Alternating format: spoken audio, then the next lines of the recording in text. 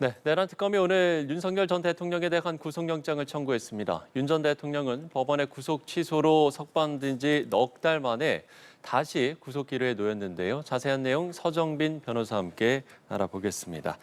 어서 오십시오. 안녕하십니까? 예. 자, 3차 출석 요구 없이 곧바로 구속영장을 청구했습니다. 일단 배경부터 좀 짚어볼까요? 네, 일단 오늘 브리핑이 있기 전부터 과연 특검 측에서는 2차 조사까지 끝난 지금 이 시점에서 네. 과연 윤 전 대통령에 대한 추가적인 출석을 요구할 것인가, 그렇지 않다면 곧바로 이제 강제적인 구인 절차, 그러니까 구속영장을 청구할 것인가 상당히 많이 이제 집중을 받고 있는 부분이었습니다. 그리고 결국 브리핑 내용을 봤을 때 구속영장을 특별한 추가 소환 없이 청구를 했다라고 지금 밝힌 상황이고요. 네. 결국에는 일단 한편으로는 이 사건에 대해서 신속하게 마무리를 짓겠다. 윤 전 대통령과 관련해서는 신속하게 조사를 마무리 짓고 빠르게 이제 기소 절차로 넘어가겠다라는 점을 보여준 그런 절차다라고 일단 생각이 됩니다. 네. 또 한편으로는 지금 피의자 신문에 대해서 특별한 대답을 기대하지도 않았겠지만 일단 필요한 질문들 모두 소환을 했고 이 윤 전 대통령의 진술 여부와 상관없이 혐의를 입증할 만한 충분한 증거들이 확보가 되어 있다라는 점을 또 비춰주는 그런 절차라고 생각이 됩니다. 결국에는 특검 측에서 구속영장을 청구했을 때 발부를 당연히 생각을 하면서 이 청구 여부를 결정을 해야 되는데 혐의가 어느 정도 입증됐는지에 따라서 구속영장이 인용될 수도 기각이 될 수도 있습니다. 그런데 지금 상당히 빠른 이 시점에서 구속영장을 청구했다라는 것은 네. 이미 이전에 있었던 그런 수사 절차에서 상당히 혐의를 입증할 수 있는 증거들이 확보가 된 상태다. 그렇기 때문에 어느 정도 보완을 하고 빠르게 조사를 마무리 지을 수 있다라는 점을 좀 내비치는 그런 절차다 이렇게 생각이 됩니다. 예. 지금 말씀해주신 이제 그 부분, 그러니까 혐의를 입증할 증거를 확보했을 이제 가능성이 높을 것이다. 이렇기 때문에 구속영장을 이제 청구했을 배경을 이제 이야기를 해주셨잖아요. 그럼 이제 결국에는 지금 내란 특검 입장에서는 상당히 지금 자신감을 좀 내비치고 있다 이렇게 보면 되겠습니까? 네, 그렇습니다. 그래서 사실 1차, 2차 출석과 관련해서 그 목적을 한번 좀 생각을 해보자면 네. 아마 이제 특검 측에서는 개인적으로 추측을 하건데 그 1차, 2차 소환의 목적은 결국 구속영장 청구를 하기 위한 그래서 사실상 전제 조건인 피의자 신문을 진행한다라는 것이 아니었을까라는 생각이 듭니다. 말씀드린 것처럼 아마 특검에서는 윤 전 대통령이 실제로 소환이 돼서 질문을 받는다 하더라도 혐의에 대해서 부인을 하거나 혹은 진술을 비협조적으로 할 것이다라는 것은 충분히 예견을 했을 겁니다. 그렇다면은 이 피의자 신문 조사를 진행을 해서 어떠한 질문에 의미 있는 답변을 듣고 추궁을 하겠다라는 그런 목적보다는 예. 결국 나중에 구속영장을 청구하기 위해서는 최소한 형식적으로라도 이 피의자 신문을 통해서 질문들을 소화를 해야 되기 때문에 그 절차를 진행하겠다. 그리고 이런 질문들을 내면서 최소한의 그런 방어권까지는 보장을 해주겠다. 그리고 이후에는 요건들을 갖추었을 테니 구속영장을 청구하겠다. 이게 결국에는 1차, 2차 소환의 가장 주된 목적 중에 하나가 아니었을까라고 생각이 됩니다. 네, 그렇기 때문에 결국 특검 측에서는 이미 조금 예상됐던 그런 상황에서 혐의와 관련해서는 충분히 입증을 할 수 있다라는 자신감을 갖고 빠르게 구속영장을 청구를 하지 않았나 이렇게 생각을 하고 있습니다. 예. 자, 외환 혐의는 이번에 이제 빠졌는데 이 부분과 관련해서 만약에 이제 신병 확보를 하게 된다면 윤석열 전 대통령의 진술을 얻기 위해서 어떤 신병 확보 차원의 구속영장 청구 이런 가능성도 좀 있다라고 보시는지요? 네, 그런 가능성도 있다라고 볼 수 있을 것 같긴 네. 합니다. 일단 지금 구속영장 청구서에는 외환 혐의와 관련해서는 적시가 안 되어 있다라고 하는데 예. 그 말은 일단 적어도 이 외환 혐의와 관련해서는 추가적인 조사가 필요하다라는 입장인 것 같습니다. 따라서 이후에 만약 구속이 됐을 때는 보다 용이하게 신병이 확보된 상태에서 보다 용이하게 추가적인 조사를 할 수가 있으니까 그렇죠. 그런 점까지도 고려를 했을 수 있다라고 보여지긴 하는데 다만 이제 외환 혐의와 관련해서도 여타 다른 혐의와 마찬가지로 윤 전 대통령 측에서는 아마 부인하는 그런 진술을 예상할 수밖에 없을 것 같습니다. 그렇기 네네. 때문에 개인적으로는 이런 방식이 주 목적이라고 보기에는 조금 어렵지 않을까. 결국 만약 구속이 됐을 때 20일이라는 그 제한 기간 동안 특검에서는 이 외환 혐의와 관련해서 마찬가지로 윤 전 대통령의 그런 진술에 무게를 둔다기보다는 이 관련자들에 대한 조사들 혹은 관련된 그런 정황들에 대한 조사들을 진행하는데 더욱 좀 신경을 쓰고 있지 않을까 이렇게 전망을 하고 있습니다. 예. 자, 그런가 하면 윤석열 전 대통령이 어젯밤 11시 55분쯤에 14시간 반 만에 조사를 마치고 나왔는데 일단 다른 것보다 이 진술 조서 열람에만 5시간이 걸리지 않았습니까? 이 부분은 좀 어떻게 봐야 됩니까? 일단 5시간 동안 열람을 했다, 검토를 한 것은 상당히 네. 이제 긴 시간 꼼꼼하게 그렇죠. 통상적인 확인을 것보다는 좀 긴 시간이 맞는 거죠. 맞습니다. 통상적인 경우보다는 긴 시간이라고 볼 수 있을 것 같습니다. 사실 뭐 일반적인 사건 같은 경우에는 좀 비교하기 힘들긴 하지만 예, 그렇겠죠. 기본적으로 뭐 질문한 내용에 대한 답변들이 대부분 적혀 있기 때문에 그대로 적혀 있기 때문에 상당히 좀 빠르게 그냥 보고 넘어가는 경우들이 많습니다. 물론 네네. 이 사건처럼 중대한 혐의를 받고 있을 사건일수록 이런 시간들이 많아지는 것은 당연한 건데 사실 뭐 윤 전 대통령이 이제 아마 조사 과정에서 진술했을 내용 자체는 별로 없을 거라고 생각이 됩니다. 대부분 혐의를 부인을 하고 구체적인 그런 진술은 없었을 거다라고 예상이 되는데 예. 그렇다면 결국 윤 전 대통령 측에서 확인을 하고자 했던 그래서 시간을 할애했던 부분은 이 특검에서의 그런 질문 내용들, 이 질문 내용들에 대해서 상당히 신중하게 면밀하게 파악을 하기 위해서 시간을 많이 할애하지 않았나 이런 생각이 듭니다. 일단 크게 보면은 앞으로 있을 재판에서 어떤 내용들이 핵심적인 쟁점이 될 것인지 예, 또 예. 어떤 부분이 혐의와 관련해서 중요한 증거로 수집이 되었는지를 예측할 수 있는 그런 방법이기도 합니다. 이 질문 내용을 봤을 때 지금 특검 측에서 이런 것들이 준비가 돼 있다는 것을 어느 정도 예상을 할 수가 있으니까요.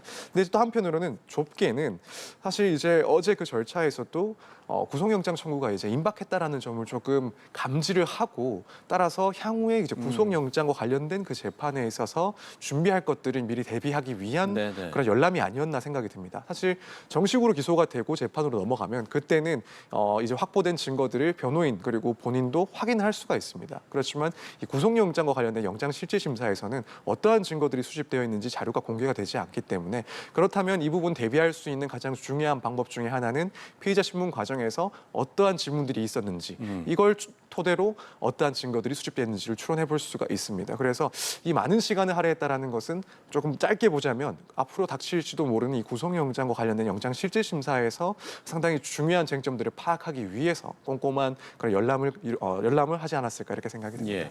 이제 이번 주에 이제 영장 심사가 있을 텐데 그러면 이 영장 심사에서 양측은 이제 어떤 전략을 가지고 나올지 또 쟁점은 어떤 게 이제 쟁점이 될 것으로 보시나요? 일단 뭐 쟁점부터 먼저 말씀을 드리자면 아무래도 특검 측에서는 결국 혐의의 중대성, 이 범죄의 중대성에 대해서 상당히 강조를 할 것으로 보입니다. 지금 이야기가 나오고 있는 그 내용 중에 하나는 특수공무집행 방해, 그러니까 이 체포영장 집행을 방해했다라는 혐의에 대해서 적시가 네네. 되어 있고 또 이 부분이 뭐 개인적으로 봤을 때는 현재 문제되는 혐의들 중에서 가장 중한 그런 범죄가 될 수 있다라고 보여집니다. 결국에는 법원이 발부한 영장의 집행을 방해한 것이기 때문에 이 사법부에 대한 일종의 도전이라고도 볼 수가 있어서 네. 그 혐의의 중대성은 가장 크지 않나라고 생각이 들고 따라서 특검 측에서는 이 점을 부각을 시키고 또 중요한 쟁점 중에 하나라고 볼 겁니다. 물론 여기에 대해서 윤 전 대통령 측에서의 그 방어 논리도 조금 예상을 해보자면 결국엔 당시에 영장이 청구가 됐던 것은 공수처의 청구에 의한 것이었고 공수처는 수사권이 없다라는 그 논리를 유지를 하면서 따라서 이때 영장 집행은 적법하지 못했다. 그렇기 때문에 여기에 대해서 방해를 했다 하더라도 공무집행 방해가 성립하지 않는다라는 논리를 쭉 이어나가지 않을까라고 예상이 됩니다. 네. 그리고 지금 하나의 또 중대한 쟁점 중에 하나가 뭐 직권남용 문제가 될 것 같습니다. 일단은 특검에서는 비상계엄 전에 이 국무회의를 소집을 할 때 일부 국무위원들에 대해서 소집을 통지를 하지 않았다. 특히 이런 내용들을 봤을 때 비상계엄에 적극적으로 반대할 것 같은 그런 위원들에 대해서는 일부러 통지를 하지 않은 건 아닌가. 그렇다면은 이런 통지받지 못한 국무위원들 같은 경우에는 이런 권리를 침해받은 것이고 권리 행사를 방해받은 것이고 직권남용에 해당할 수 있다라는 점을 문제 삼고 있는 상황으로 보입니다. 근데 여기에 대해서 이제 윤 전 대통령 측에서는 법리적인 검토를 분명히 필요하다라고 이야기를 할 겁니다. 과연 비상계엄을 선포를 최종적으로 결정할 수 있는 대통령이 국무회의를 모으면서 국무위원 일부에게 통지를 하지 않았다는 것이 과연 그런 권한을 남용했다라고 할 수 있는지 네. 혹은 국무위원의 권리를 침해했다고 볼 수 있는지 이런 법리적인 문제가 있다라고 주장을 할 겁니다. 그래서 주요 쟁점들은 이렇게 일단 예상이 되고 예. 그 밖에 이제 특검 측과 윤 대통령 측에서 상당히 좀 신경전이 있을 거라고 예상이 되는 부분은 이 특검이 시작되고 이 조사 과정들 여기에서 상당히 이제 조금 불협화음이 있었습니다. 조사 일정을 잡는 것부터 해서 조사에 대해 시간부터, 네. 공개 출석, 비공개 출석이냐 혹은 시간 조정도 문제가 있었고 각각은 특검이나 혹은 윤 대통령 측에서는 이 점과 관련해서 또 주장을 할 걸로 보입니다. 우선 특검 입장에서는 지금까지의 조사 상황을 봤을 때 뭐 매번 조사 때마다 일정을 문제 삼고 혹은 뭐 공개냐 비공개냐 시간도 뭐 10분 늦을 수 있다, 20분 늦을 수 있다 이런 식으로 매 절차마다 문제를 삼아 왔던 것을 보면 결국에는 앞으로 조사가 진행되고 앞으로 재판이 진행됐을 때 상당히 비협조적으로 나올 것이다. 그렇다면 이 점은 증거인멸의 그런 우려를 보이는 지점이다라고 강조를 네네. 할 것 같습니다. 반면에 이제 이 똑같은 내용을 두고 윤 전 대통령 측에서는 결국에는 뭐 조사 일정을 잡는 것도 협의를 통해서 진행을 할 수가 있는데 지금 특검 측에서는 상당히 촉박하게 일정을 잡으면서 우리 측에 대해서는 어떠한 협의도 없이 일방적으로 이런 일정 등을 강요해 왔다. 이건 뭐 사안의 중대성을 봤을 때나 혹은 지금 내란 재판이라는 중요한 재판도 이루어지고 있는 점을 봤을 때 분명히 피고인의 피의자의 그런 방어권을 침해하는 그런 절차들이었다. 따라서 이 조사 절차가 상당히 정당하지 못했다라는 점을 주장을 하지 않을까라고 생각이 됩니다. 그래서 이 같은 사안을 두고서도 양측에서 뭐 비협조적인 태도를 봤을 때 뭐 증거인멸 혹은 도주의 우려가 있다라고 주장을 하든가 혹은 한쪽에서는 피의자의 그런 정당한 방어권을 보장하지 못했다라는 주장으로 상당히 좀 첨예하게 의견을 대립하지 않을까 이렇게 예상이 됩니다. 예. 그런가 하면 이제 윤 전 대통령이 이미 구속 취소를 받았었기 때문에 이번에 이제 법원이 재구속 판단을 하는 데 있어서 그 판단 기준이 더 까다로울 것이다. 이런 이제 분석도 있잖아요. 이 부분은 어떻게 보세요? 근데 현실적으로 그런 분석도 가능하다고는 생각은 합니다. 네네. 생각을 해봤을 때 사실 지금 문제 삼고 있는 혐의보다 더 무거운 혐의인 이제 내란 우두머리 혐의에 대해서 결국 구속 취소가 되었으니 그것보다 이제 비교적 가벼운 이런 범죄 혐의들에 대해서 재구속을 하는 것이 과연 타당한가 혹은 적절한가에 대해서는 좀 현실적인 고민이 어느 정도는 있을 수 있다라고 생각은 드는데 예. 개인적으로는 그 부분이 이제 결론에 영향을 주지는 않을 것이다라고 보여지고 결국에는 이제 혐의가 얼마 정도 어느 정도 입증이 되었는지 그로 인해서 뭐 증거인멸의 우려가 어느 정도 높아졌는지 여기에 따라서 결론이 나지 않을까라고 생각이 듭니다. 그런데 무엇보다도 조금 특검이나 혹은 법원에서 고민을 할 수 있는 부분은 결국 이제 법리적인 부분을 조금 검토를 하지 않을까 생각이 듭니다. 앞서 말씀드린 것처럼 지금 특수공무집행 방해죄와 관련해서는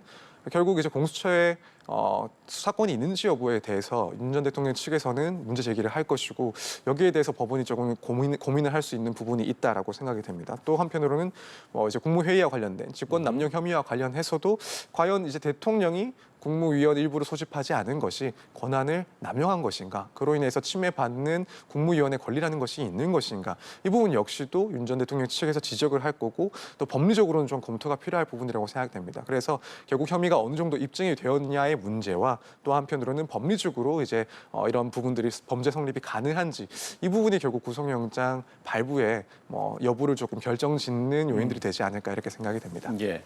지금도 이제 뭐 자막으로 나가고 있습니다만 내란 특검이 수사 18일 만에 윤석열 전 대통령에 대한 구속영장을 청구했고 그야말로 이제 속도전을 펼치고 있는 상황인데 아직 이제 이 수사 기간이 최장 이제 150일, 아직 한 넉 달 정도 남아 있는 상황이잖아요. 앞으로 내란 특검의 수사 향방은 어떻게 될 거라고 전망하세요? 네, 일단 만약 구속영장 청구에 따라서 또 윤 전 대통령이 구속된다라고 한다면 우선 구속을 최대 20일까지 할 수가 있기 때문에 네네. 그 20일 기간 동안은 결국 윤 전 대통령에 대한 이 혐의들에 대해서 조사를 하는데 상당히 신경을 쓸 것이다라고 보여지고 이제 이 20일이 넘어서 기소가 된다라고 하면 그때부터는 이제 윤 전 대통령보다는 이 다른 관계자들에 대한 조사가 상당히 진행될 것이다 이렇게 네. 전망을 해볼 수가 있을 것 같습니다. 일단 뭐 내란 혐의와 관련해서 특히 국무회의에 참석을 했다라고 하는 그 국무위원들이 어떠한 역할을 했는지 여기에 대해서 집중적으로 조사가 이루어질 것으로 보입니다. 뭐 대표적으로 한덕수 전 총리라든가 혹은 뭐 이상민 전 장관 등의 경우에는 뭐 지금까지 비상계엄에 관여하지 않았다, 비상계엄 선포 전까지는 그런 내용을 알지 못했고 적극적으로 반대했다라고 주장을 해왔었는데 과연 이제 그것이 사실인지 의혹이 점점 더 커지고 있는 상황으로 보입니다. 따라서 이런 부분들에 대한 조사가 집중적으로 진행이 될 것이다라고 예상을 할 수가 있고 예. 또 이제 특수공무집행 방해 혐의와 관련해서는 뭐 김성훈 전 경호처 차장 등을 비롯해서 이 관계자들에 대해서 조사가 또 상당히 진행이 될 것이다. 따라서 이제 경호처에서 당시 체포영장 집행을 막아서는데 어떠한 사람들이 관여를 했고 어떠한 지시가 있었는지 이 부분에 대해 충분히 조사가 진행이 될 걸로 보입니다. 예. 이제 그 밖에 이제 외환 혐의와 관련해서도 뭐 일단 특검 측에서는 이미 상당 부분 조사가 진행이 됐다라고 하긴 하는데 그럼에도 불구하고 뭐 사건의 특수성을 고려했을 때 향후에 이제 가장 좀 긴 시간이 필요하지 않을까 특히 관련자들을 조사하는 데 있어서 조금 어느 정도 시간이 소요될 거다라고 보여지는 부분입니다. 따라서 이 부분과 관련해서도 뭐 더욱 구체적인 조사가 결국 뭐 군이나 혹은 국방부 관계자 혹은 또 관련돼 있다라면 정부 관계자들에 대한 소환 절차들이 조금 빠르게 이루어지지 않을까 이렇게 일단 전망을 해볼 수 있을 것 같습니다. 예. 끝으로 이제 한 가지 질문을 더 드려보면 만약에 이제 내란 특검이 윤석열 전 대통령에 대한 신병을 제일 먼저 확보하게 된다면 지금 이제 다른 두 특검도 있잖아요. 다른 두 특검에 대해서도 좀 영향을 미치게 되겠습니까? 네, 일단 조사의 그런 속도와 관련해서는 조금 의미 있는 영향을 줄 것이다라고 생각이 됩니다. 지금 뭐 최상병 특검 같은 경우에 한 그 수사 대상 중에 하나가 과연 이제 외압설이 사실인지 그리고 그 외압설의 최종적인 배우는 윤 전 대통령이 아닌지 이 부분에 대해서 수사가 진행이 돼야 되는 상황입니다. 그밖에 지금 김건희 여사 특검법과 관련해서는 결국 김건희 여사가 부당하게 국정에 개입을 했다 혹은 뭐 공천 과정에 개입을 했다라는 내용도 포함이 되어 있는데 그렇다면은 결국 그 통로라고 할 수가 있는 통로가 될 수 있는 윤 전 대통령에 대한 조사도 필수적으로 진행이 돼야 됩니다. 이렇게 윤 전 대통령에 대해서 나머지 두 특검에서도 조사가 진행이 돼야 되는데 사실 지금 내란 특검이 진행되는 과정을 봤을 때 그동안 윤 전 대통령의 소환 일정을 진행하는 것이 원활하지는 않았습니다.